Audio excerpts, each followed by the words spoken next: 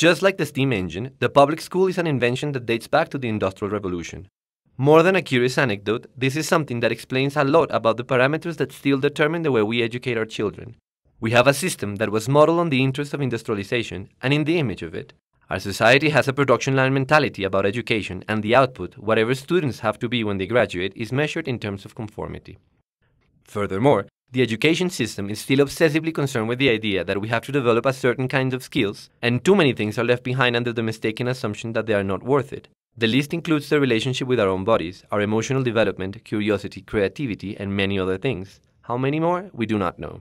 There is a general agreement on the fact that the traditional approach is far too narrow, but it is not clear how different education should be if it is to be designed according to the needs of our current time.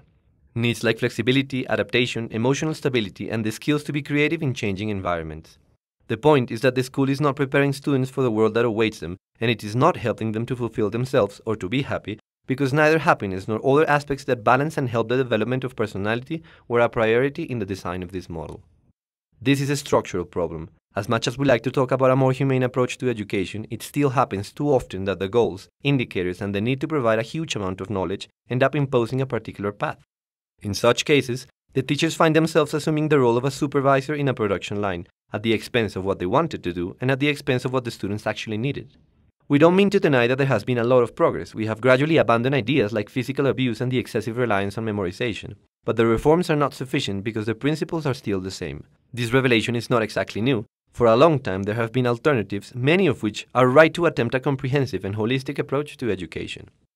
One of those alternatives is the Edu-Arhat program. In the field of informal or alternative education, these workshops are a proposal that attempts to account for the richness and diversity of the human potential. This, of course, involves assuming a broader perspective on what we are as a species and what our place in the world is. In Edu-Arhat, we start from a biopsychosocial approach, and we pay special attention to all mental, emotional, ecological, and spiritual factors in our lives. Our belief is that none of these dimensions should be left out and that they are all intertwined. As for the day-to-day work, the activities carried out with the children are very simple but carefully designed to guide their development in each stage. We're talking about playful dynamics that start with the observation of the world, involving discovery and experimentation. We're talking about yoga and balance exercises that aim to help the children to perceive their own bodies, to foster sensitivity and attention of what is being experienced. But we're also talking about doing art and science projects in groups as a way of coming up with creative solutions to different problems.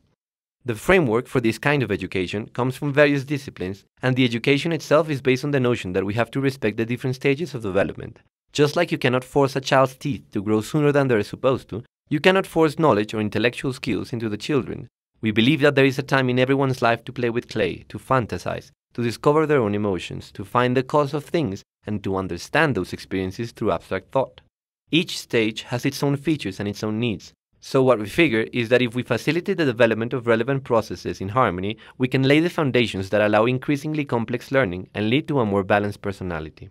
Ultimately, the intention behind these workshops is to abandon the factory metaphor and move to a more organic, more respectful model of education. Our job is to support, facilitate, and above all, to provide the space and time for children to explore and develop their own potential.